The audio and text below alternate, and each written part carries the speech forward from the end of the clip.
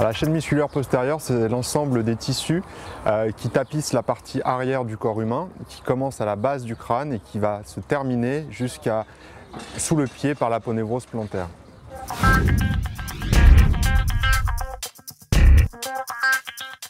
Alors, elle est composée de façon assez complexe de différents types de tissus, à la fois des muscles, à la fois des tendons, mais aussi des aponévroses, c'est-à-dire des enveloppes musculaires, mais aussi on peut avoir des aponévroses qui sont à l'intérieur du muscle, qui sont des séparations qui, eux, sont plus rigides que le tissu musculaire, donc des ligaments, des tendons, comme on l'a déjà dit.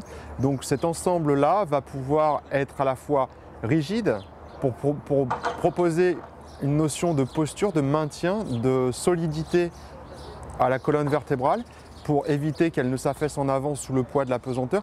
Mais la complexité, c'est qu'à la fois dans ce rôle de stabilité, elle devrait aussi pouvoir être mobilisée, étirée, élastique, pour pouvoir permettre le mouvement, se laisser déformer pour pouvoir se pencher en avant, mais aussi se raccourcir pour se contracter et permettre la propulsion soit vers l'avant, soit vers le haut.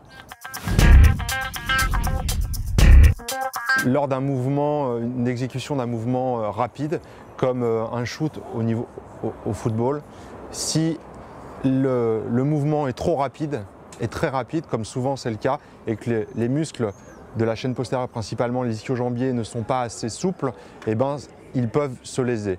Première cause. La deuxième cause, c'est que lors d'un mouvement de sprint, au moment où la jambe repose au sol, il va y avoir besoin d'une inversion de mouvement. C'est-à-dire que d'abord, elle doit se laisser étirer, puis elle doit se contracter au bon moment pour pouvoir propulser.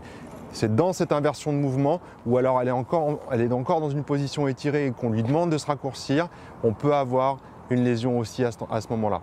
La troisième grande cause, c'est si jamais il n'y a pas assez de stabilité au niveau de sa partie supérieure, au niveau des muscles du tronc.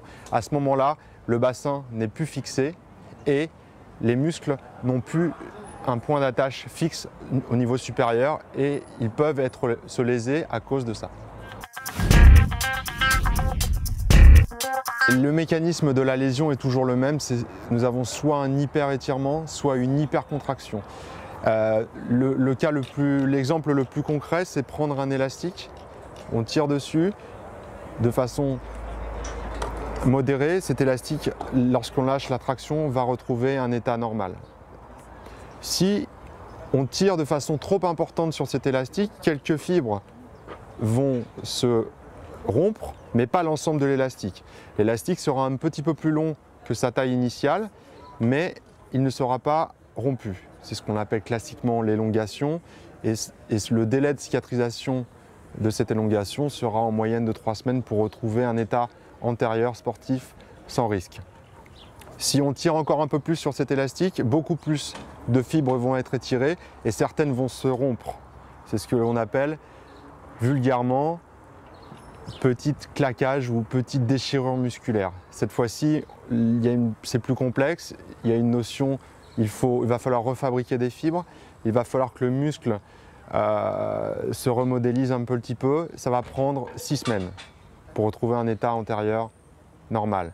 Au-delà, sur un effort très violent, l'élastique peut rompre complètement, ce qui arrive quand même très rarement en pratique sportive.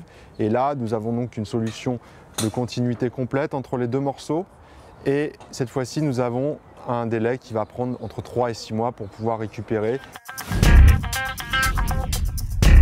Alors, la première chose à faire, c'est d'arrêter la pratique. C'est pas de dire je me suis fait mal et ça va passer. C'est arrêter strictement la pratique, trouver une poche de glace, glacer la région douloureuse et la comprimer légèrement avec une bande. La deuxième chose à faire, c'est de consulter assez rapidement, pas forcément dans l'urgence, mais dans les 2 jours qui suivent. Le médecin doit faire passer une échographie pour voir le siège de la lésion. Ensuite, le délai de cicatrisation sera, comme on l'a vu au préalable, déterminé. Il faudra faire de la rééducation de façon impérative et suivre un programme de réhabilitation, réathlétisation avant de reprendre une pratique de sport antérieure. La récidive est possible après un accident musculaire. Elle intervient le plus fréquemment dans les 2 semaines qui suivent la reprise sportive maximale. Il y a 4 grandes causes de lésions de la chaîne musculaire postérieure. La première, c'est une insuffisance de souplesse de ses constituants. La seconde, c'est une insuffisance de force de freinage excentrique des muscles.